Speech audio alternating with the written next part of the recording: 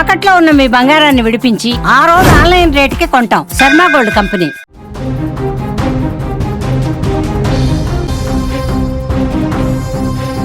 Jubilee Hills BRS మాజీ MLA దివంగత నేత మాగంటి గోపీనాథ్ ఇద్దరు కుమార్తెల కారుకు తాజాగా యాక్సిడెంట్ జరిగింది.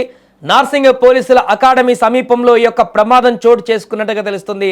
అర్ధరాత్రి వేళ నిన్న రాత్రి జరిగినటువంటి ప్రమాదానికి తాలూకు వార్త ఆలస్యంగా బయటికి రావడం జరిగింది.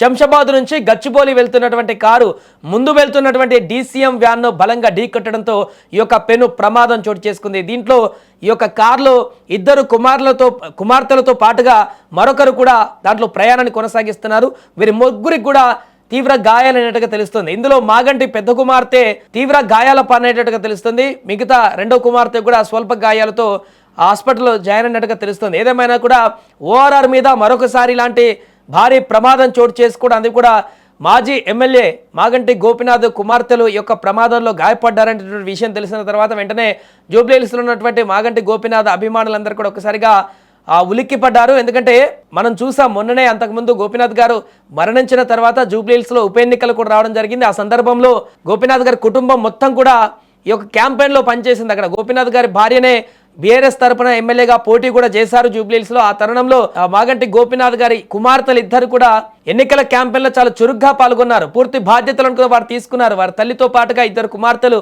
జూబ్లీహిల్స్ వ్యాప్తంగా కూడా ప్రచారాన్ని చేసి గెలుపు కోసం అన్ని రకాల ప్రయత్నాలు కూడా చేశారు. అలా ప్రజలందరికీ కూడా సుపరిచితమయ్యారు. అదే టైంలో నియోజకవర్గ వ్యాప్తంగా కూడా పర్యటనలు కొనసాగించారు. ప్రజలందరితో కూడా వారి యొక్క తండ్రి యొక్క జ్ఞాపకాలను గుర్తు చేసుకుంటూ ప్రజలందరితో మమేకమైనటువంటి పరిస్థితి ఏర్పడింది. ఈ సందర్భంలోనే వారి కుమార్తెలు కూడా ప్రజలకు మరింతగా దగ్గరయ్యారు జూబ్లీహిల్స్ నియోజకవర్గంలో. ఇలాంటి సందర్భంలో ఇప్పుడు తాజాగా ఈ యొక్క ఘోర ప్రమాదం చోటు చేసుకోవడం, దాంట్లో ఇద్దరు కుమార్తెలకు కూడా తీవ్ర గాయాలైనటువంటి విషయం బయటికి రావడం, దీంట్లో పెద్ద కుమార్తెకైతే కొంత గాయాల తీవ్రత మరింత ఎక్కువగా ఉన్నట్టుగా తెలుస్తుంది అక్షయకి.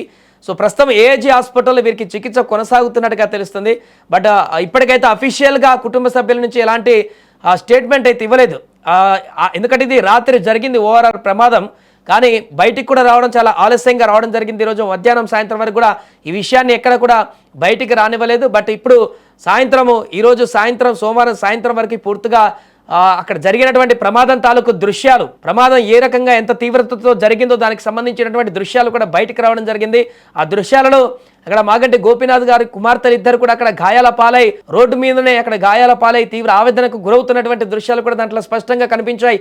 అక్కడ వెళ్తున్నటువంటి మిగతా స్థానికులు కానీ వాహనదారులు వారికి గాయాల పాలైనటువంటి వారి దగ్గరికి వెళ్ళి వారికి వెంటనే అక్కడ వారితో మాట్లాడి అక్కడి నుంచి నేరుగా అంబులెన్స్కి కాల్ చేసి హాస్పిటల్ కూడా తరలించినటువంటి పరిస్థితి మనకు కనిపిస్తుంది. ఏదేమైనా కూడా మాగంటి గోపీనాథ్ గారి ఇద్దరు కుమార్తెలకు మరొకసారి ఇలాంటి ప్రమాదం ఎందుకంటే గతంలో చాలా మంది రాజకీయ ప్రముఖులందరూ కూడా ఇలాంటి రోడ్డు ప్రమాదంలో చేదు వార్తలు విన్నటువంటి సందర్భాన్ని మనం చూసాం. ఇప్పుడు కంటోన్మెంట్ ఎమ్మెల్యే గతంలో కూడా వారి కుమార్తె కూడా అలాంటి పరిస్థితుల్లోనే మనం చూసాం. ఓఆర్ఆర్ లో ప్రమాదం జరిగి ఎలాంటి పరిస్థితి ఏర్పడిందో ఇప్పుడు కూడా మరలా జూబ్లీహిల్స్ మాజీ ఎమ్మెల్యే దివంగత నేత మాగంటి గోపీనాథ్ గారి ఇద్దరు కుమార్తెలు కూడా ఇంత దారుణమైనటువంటి ప్రమాదానికి గురయ్యారనేటువంటి వార్త ఒక్కసారిగా అందరినీ షాకింగ్ కి గురి చేసింది. ఏదేమైనా కూడా వరుసగా జరుగుతున్నటువంటి ఓఆర్ ప్రమాదాలు చాలా మందిని కూడా ఇలా గాయాల పాలవడమో లేకుంటే మృత్యు వరకు తీసుకువెళ్ళడమో చూస్తున్న సందర్భం. ఇక్కడ అదృష్టవశాత్తు వీరికి ఇంకా ఏమి కాలేదు కాబట్టి అందరూ సంతోషిస్తున్నారు.